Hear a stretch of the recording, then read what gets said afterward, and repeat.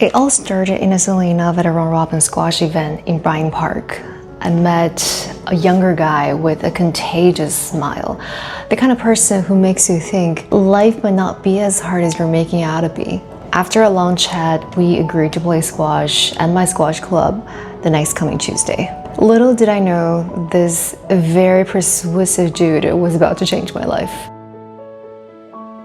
So the following Tuesday, after squash drills, he casually mentioned an upcoming squash tournament. I think you should totally sign up, he said. His voice was as light as if he was suggesting changing the whole milk into almond milk in a coffee shop. My immediate reaction, skepticism, mixed with mild embarrassment, and I took a long breath. What's the worst case scenario that could happen, he asked. I replied in a joking tone, I don't know. Maybe I'll start doubting my credibility as an athletic person. He laughed and somehow managed to talk to me into signing up right then and there. I was submissive, yes, but I also figured, why not? So here comes tournament day one. I got roasted. So Saturday rolled up and I was ready, or so I thought. My first opponent was Vera, a lean squash machine who looked like she'd just been carved out of pure muscle. Meanwhile, my legs were shaky thanks to a lovely dose of PMS. Unsurprisingly, I lost all 3 matches, with a scores that screamed Rocky Alert, 2-11, 5-11, and 6-11. But here's the thing, Vera was actually incredibly kind. She told me how nervous she still gets, even after countless tournaments. Her words, quote unquote, the nervousness never really goes away. Those words have really stuck with me. She even apologized for roasting me on the court, and at that moment, she went from being my opponent to being a part of my story. And here comes day 2. Summary, a win, but that wasn't on paper. So Sunday morning came, I was running on just 4.5 hours of sleep. I usually wake up like past 10 a.m., but on Sunday I woke up at 6:50 and I couldn't just go back to sleep. I hopped on an Uber, zoomed on FDR, and arrived at the open squash in Fidei.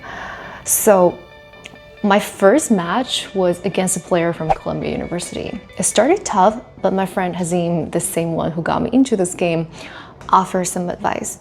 So he said, hit cross-court long shots or cross drop shots. Armed with this strategy, I set a simple goal, aim for 7 points. I played with that in mind, scoring 5, then 7, and then something incredible happened. I hit 9.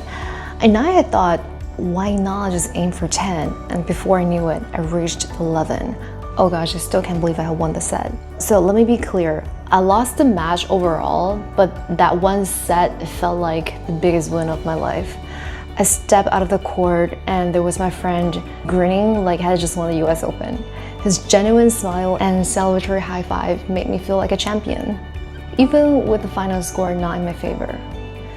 This tournament wasn't just about squash, it was a crash course in silencing my inner critic. I realized that by breaking my goals into smaller, manageable steps, like point by point, instead of obsessing over winning, I could quiet the negativity and actually enjoy the process. And nevertheless, it was just coincidence. I've been reading this book, Chatter, by Ethan Kross, and it kind of opened my eyes when it comes to how much your inner voice shapes our reality.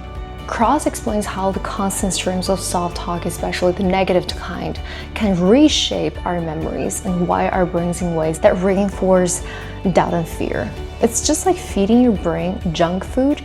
The more negativity it gives, the more it craves. I realized I've been venting to myself about my squash skills so much I was like losing my matches in my head before even stepping on the court. But here's the thing. The brain doesn't care if something is objectively true. It believes whatever you tell it repeatedly. So I decided to just flip the script. Instead of doubting myself, I fed my inner voice positive affirmations. I am strong enough. I've already won by showing up. And I will win for sure when I enter the flow of the game. And you know what? My brain started to believe me. It's like a reciprocity thing, you know? When I give my mind the positive input, it returns the favor by confidence, calm, and focus. Now when I think about it, it's wild. to realize how much power that little voice holds when you train it to cheer you instead of tearing you down.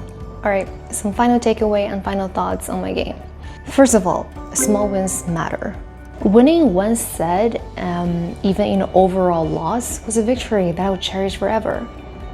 Sometimes the journey is something that really matters. And second, optimism is contagious. My friend's encouragement and unshakable positivity were transformative. His smile after my match proved that how we frame the experiences makes all the difference.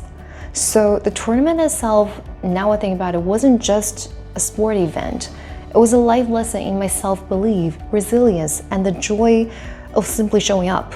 And let me share one of the other anecdotes, one of the most memorable moments on the tournament, which did even involve my own experience.